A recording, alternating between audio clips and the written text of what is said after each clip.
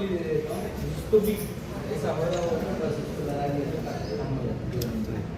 కానీ ఈ తగ్గే వరకు ఈయనకి కొంచెం దూరం ఉండాలి. తగ్గాక మనకి నార్మల్. ఓకేనా?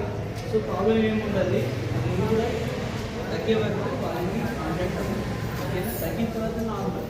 మీకు ఒకసారి తగ్గిపోయిందంటే నార్మల్ ట్యాబ్లెట్స్ ఇస్తాం. దీన్ని స్కేబీస్ అంటారు. ఇది ఒకరి ద్వారా ఒకరికి స్ప్రెడ్ అయితే ఉంటుంది. ఒక్కరి నుంచి మొత్తం హాస్టల్ మొత్తం అందరికీ స్ప్రెడ్ అవుతుంది. కాబట్టి మనం దీన్ని తొందరగా తగ్గించుకుంటే ఇక్కడ కట్ అయిపోయింది, అందరికి వచ్చే వరకు ఉండదు. ఓకేనా? అండ్ మీరు ప్రాపర్గా హ్యాండ్ వాష్ చేసుకోవాలి. ప్రాపర్గా హ్యాండ్ వాష్ చేసుకుంటే 6 స్టెప్స్ ఐడియా ఉందా చెప్పండి. ఎవరైనా ఒక్కరు చెప్పండి, ఎవరికైనా ఐడియా ఉందా? 6 స్టెప్స్ అని చెప్పిన వెయిట్ చేసుకోవాలి.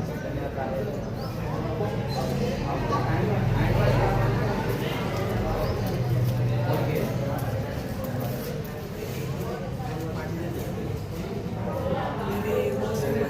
First step. So you don't know anything. Okay fine, వెళ్దాం. ఫస్ట్ మనం ఏం చేయాలి, హ్యాండ్ని వాటర్తో వెట్టి చేసుకోవాలి. వెట్టి చేసుకున్న తర్వాత ఒకవేళ సోప్ ఉంటే సోప్, లేకుంటే మనకు హ్యాండ్ వాష్ అది ఉంటే హ్యాండ్ వాష్ తీసుకొని లోషన్ తీసుకొని ఏం చేయాలి, first palm to palm rub చేయాలి. ఎంత మినిట్ చేయాలి హ్యాండ్ వాష్? మొత్తం 2 మినిట్స్ చేయాలి. ఎన్ని మినిట్స్ చేయాలి మొత్తం హ్యాండ్ వాష్? 6 స్టెప్స్ 2 మినిట్స్ చేయాలి. 6 స్టెప్స్ ఉంటుంది. ఆ స్టెప్స్ నేను చెప్తాను, వినండి. ఫస్ట్ పామ్ టు పామ్ 1 2 3 4 5 6 7 8 9 10 ఒక స్టెప్ అయింది. తర్వాత ఏం చేయాలి, బ్యాక్ స్టెప్ 1 2 రెండు హ్యాండ్స్ చేయాలి. ఓకేనా? 1 2 3 4 5 6 7 8 9 10 ఒకసారి opposite hand 1 2 3 4 5 6 7 8 9 10 only 4 fingers clean అయిపోయింది కాబట్టి ఇది పెండింగ్ ఉంటుంది. సో థర్డ్ స్టెప్ ఏం చేయాలి, ఇది 1 2 3 4 5 6 7 8 9 10 థర్డ్ స్టెప్ ఇది సెకండ్ స్టెప్ అండి. ఓకేనా? 3 4 5 6 7 8 9 10 మొత్తం 3 స్టెప్స్ అయిపోయినాయి. ఏమేమి, first palm to palm rub, తర్వాత ఎక్స్టర్నల్ రీజన్, ఓకే, తర్వాత థంబ్ రొటేటెడ్.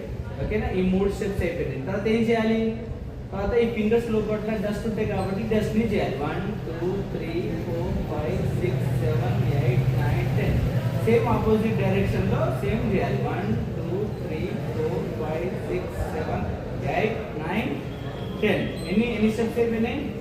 4 అయిపోయినాయి. నెక్స్ట్ ఏముంటుంది, నెక్స్ట్ మొత్తం ఫింగర్స్ చేయాలి. 1 2 3 4 5 6 7 8 9 10 తర్వాత 1 2 3 4 5 6 7 8 9 10 అన్నీ అయిపోయింది. లాస్ట్ ఇంటర్లాక్ ఉంది.